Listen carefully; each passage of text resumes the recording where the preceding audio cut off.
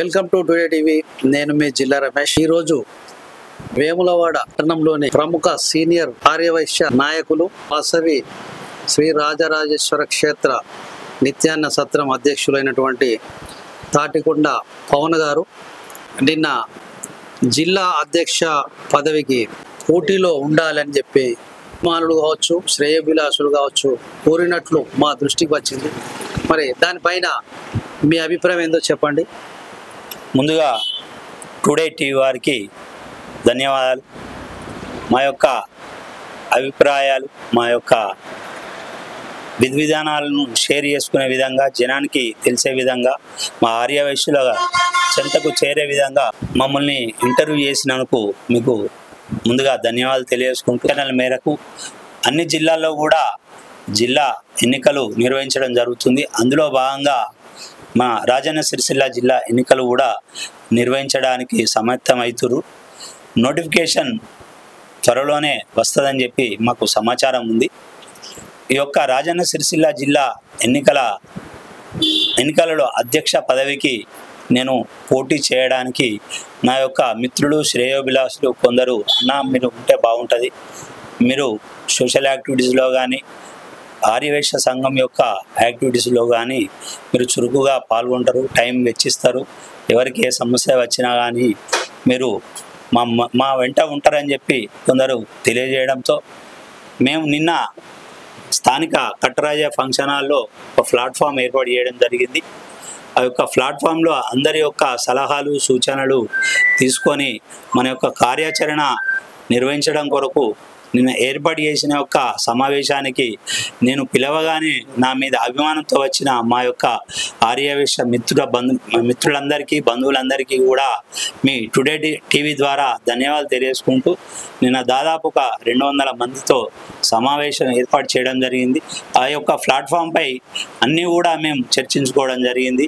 రానున్న జనరల్ ఎలక్షన్స్లో కానీ, మా యొక్క జిల్లా ఎలక్షన్లో కానీ, పట్టణ ఎలక్షన్లో కానీ నిలబడాలనుకున్న యొక్క ఔత్సాహికులందరూ కూడా ప్లాట్ఫామ్ మీదకి వచ్చి మీ అభిప్రాయాలు తెలియజేయాలనగా నేను జిల్లా అధ్యక్షునిగా పోటీ చేస్తానని తెలియజేయడంతో అందరూ కూడా ముక్తఖండంతో నాకు మద్దతు తెలిపిన వారందరికీ కూడా ధన్యవాదాలు. కొందరు వీలు కాని పక్షాన వారు రాలేదు, వారికి కూడా వారు ఫోన్ ద్వారా మద్దతు తెలిపారు, వారికి కూడా ధన్యవాదాలు. పట్టణంలో కానీ, జిల్లాలో కానీ, రాష్ట్రంలో కానీ ఆర్యవైశ్య సంఘాలలో మీ పాత్ర ఏంటి చెప్పండి. నేను మొదటిసారిగా పట్టణ సంఘం అధ్యక్షునిగా పోటీలో నిలబడి అతి తక్కువ ఓట్లతో ఓడిపోవడం జరిగింది. అయినా కానీ మా యొక్క ఆర్యవైశ్యుల పక్షాన ఉండి వారికి నా యొక్క తరఫున వారికి సేవలు అందించడం, వారికి ఏ సమస్య వచ్చినా ముందుండడం జరిగింది. అనంతరం ఎన్నికల్లో నేను మండల సెక్రటరీగా నామినేటెడ్ అయి 2 సంవత్సరాలు మండల సెక్రటరీగా పనిచేసిన.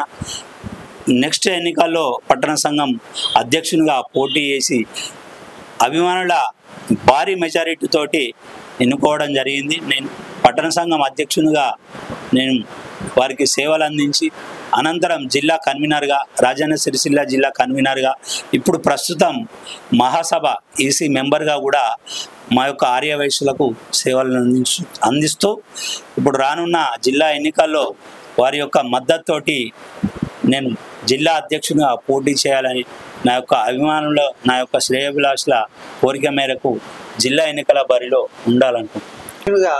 గెలుపొందితే మీరు జిల్లాకు ఏం చేద్దాం అనుకుంటారో చెప్పండి. నన్ను గిట్ట మా యొక్క ఆర్యవైశ్యులు రేపు ఎన్నికలు అనివార్యమై యునానిమస్కు ప్రయత్నాలు చేస్తున్నాం. ఒకవేళ ఎన్నికలు అనివార్యమై మా యొక్క ఆర్యవైశ్యుల మద్దతుతోటి గెలిచినట్టయితే మనకు ఇక్కడ అగ్రహారం దగ్గర గవర్నమెంట్ ల్యాండ్ చాలా ఉంది. అందులో 1 ఎకరం గతంలో కూడా అప్పుడు టీఆర్ఎస్ ప్రభుత్వం అప్పుడు కూడా దాని కొరకు ప్రయత్నాలు చేసినాం, కాకపోతే కాలేదు. ఆ యొక్క ఎకరం తీసుకొని ఆర్యవైశ్యులకు అందుబాటులో ఉండే విధంగా ఒక కాలనీ టైప్ పేదవారికి ఇచ్చే విధంగా, పేద వైశ్యులకు ఉపయోగపడే విధంగా ఆ యొక్క ల్యాండ్ కొరకు మేము ప్రయత్నాలు చేస్తాం. అలాగే మా యొక్క జిల్లాలో ఉన్నటువంటి ఆర్యవైశ్య మా దాంట్లో కూడా పేదవారు ఉన్నారు, మా దాంట్లో కూడా ప్రభుత్వ పథకాలకు అర్హులైనటువంటి వారందరూ ఉన్నారు. వారందరికీ డబుల్ బెడ్రూమ్ విషయంలో కానీ, ఫ్లాట్ల విషయంలో కానీ, ఇతర ప్రభుత్వ పథకాలు వారికి అందే విధంగా ప్రభుత్వంతో మేము వారితో సంప్రదింపులు జరిపి ప్రభుత్వం ద్వారా వారికి లబ్ధి పొందే విధంగా మా యొక్క సేవలను వారికి అందిస్తాం. కాంగ్రెస్ ప్రభుత్వం ఏర్పడిన తర్వాత మాకు కూడా ఆర్య వైశ్య కార్పొరేషన్ ఏర్పాటు చేయడం జరిగింది.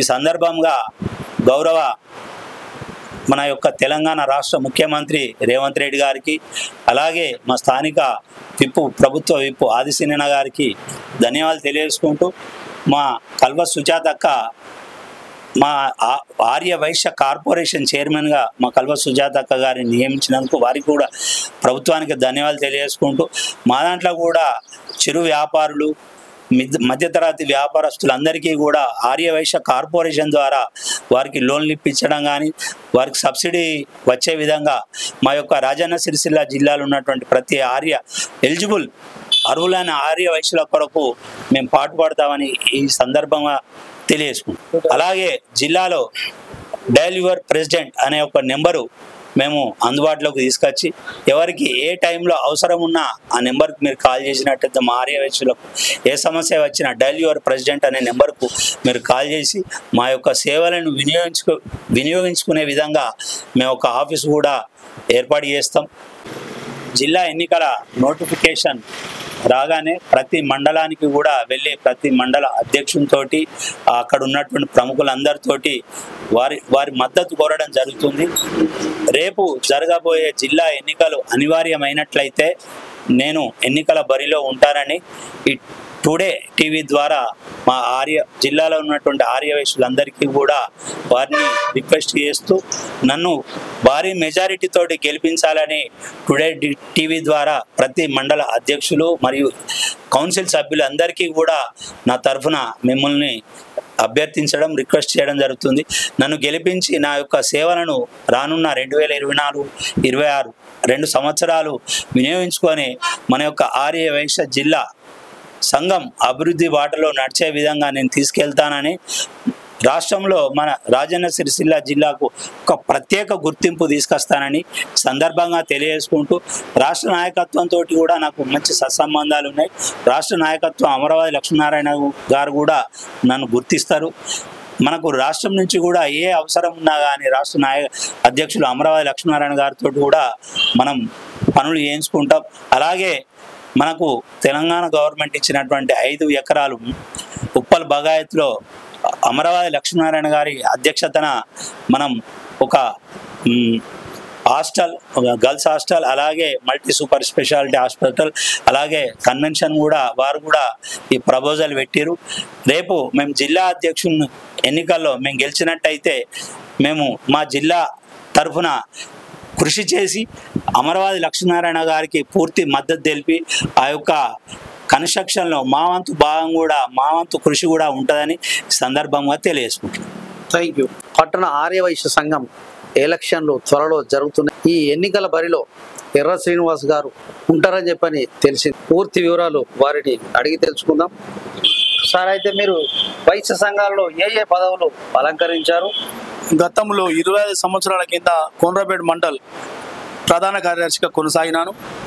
మళ్ళీ సెకండ్ విడత సిరిసిల్లలో అదనపు కార్యదర్శిగా 6 సంవత్సరాలు కొనసాగినాను. మరియు లారీ అసోసియేషన్ ప్రెసిడెంట్ 5 సంవత్సరాల నుంచి కొనసాగుతున్నాను. మరియు జిల్లా వినియోగదారుల ఫోరం అధ్యక్షుడిగా కొనసాగుతున్నాను.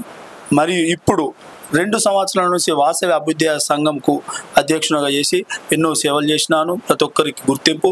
నేను సోషల్ యాక్టివ్ సంఘం కార్యక్రమం కానీ, పూజలు కానీ అన్నీ కొనసాగించినాను. ఇప్పుడు అదేవిధంగా నన్ను పట్టణానికి గెలిపిస్తే ఇంతకన్నా ధీటుగా అభివృద్ధి పనిచేస్తానని హామీ చేస్తున్నాను. మరియు ముఖ్యంగా పేద వైశ్యులకు నాకున్న పరిచయాలతోని గవర్నమెంట్ ఎమ్మెల్యేల గారితో కానీ, జిల్లా స్టేటు నాయకులతో కానీ పరిచయాలు ఉన్నాయి. దానికి తోడుగా నేను అన్ని కార్యక్రమాలు చేస్తానని చెప్పి హామీ ఇస్తున్నాను. మరియు భవన నిర్మాణం కార్యక్రమాలకు నాకు అన్ని జిల్లాలలో పరిచయాలు ఉన్నాయి. మా జిల్లా ప్రెసిడెంట్లు పరిచయాలు ఉన్నారు. నాకు తోడుగా నాకు తాటికొండ పవనన్న గారు ఉన్నారు. ఆయనతోని స్టేట్లో కానీ జిల్లాలో కానీ భవన నిర్మాణ ప్రెసిడెంట్ కార్యక్రమాలకు అభివృద్ధి కార్యక్రమాలకు తోడ్పడతానని హామీ ఇస్తున్నాను.